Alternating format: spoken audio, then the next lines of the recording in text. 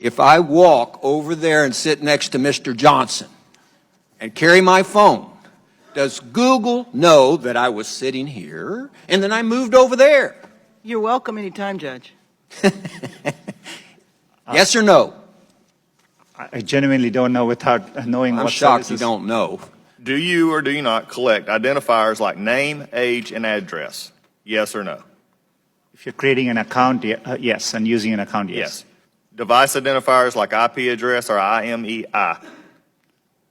Depending on the situation, we could be collecting it, yes. Specific search histories when person types something into a search bar? If you have search history turned on, yes. Contents of emails and Google documents? We store the data, but we don't read or look at your Gmail. But you have access to them? As a company, we have access to them, yes. So you could? Saying you don't or don't? I'm not asking do you or don't. I'm saying you could, though there is a possibility. We have clear established policies on how we would do that data. GPS signals, Wi-Fi signals, Bluetooth beacons? Would depend on the specifics, but there may be situations, yes. The GPS, yes.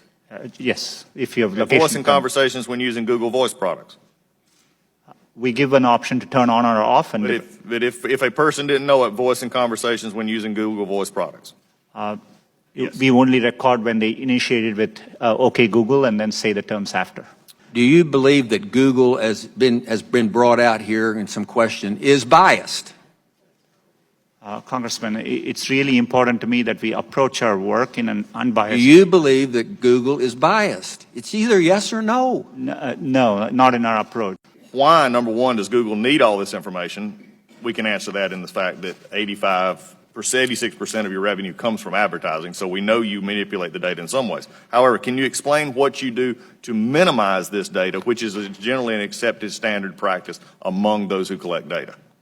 Our goal is, but we are providing, for example, if we are providing you a service like Gmail, which we have done for 15 years, that data, we need to store it for our users, so they expect us to. So we are trying hard to match users' expectations. We don't need, our data for advertising, as I said earlier, most of it comes from just the keywords you type. And so, we need minimal data to do advertising. We give you options to turn ads personalization off. We store most of the data we do today to help give users the experience they want, and that's what we're trying to do. How do you explain this apparent bias on Google's part against conservative points of view, against conservative policies? Is it just the algorithm, or is there more happening there? Congressman, I understand the frustration at seeing negative news, and I see it on me. On Google, there are times you can search on Google, and page after page there's negative news which we reflect.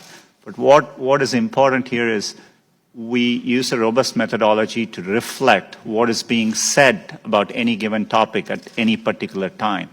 And we try to do it objectively using a set of rubrics. It is in our interest to make sure we reflect what's happening out there in the best objective manner possible.